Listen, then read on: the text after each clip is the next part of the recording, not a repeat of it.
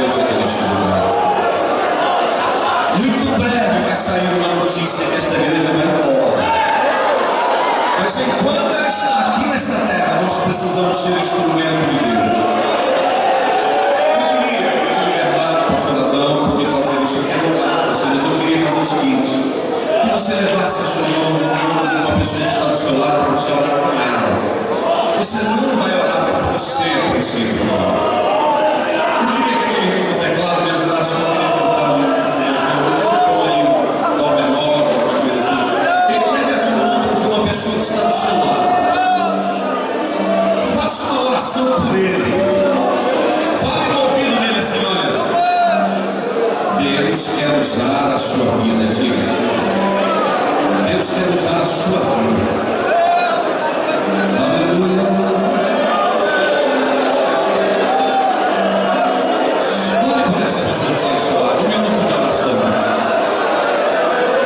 Esse ginásio está sendo incendiado com a presença de Deus.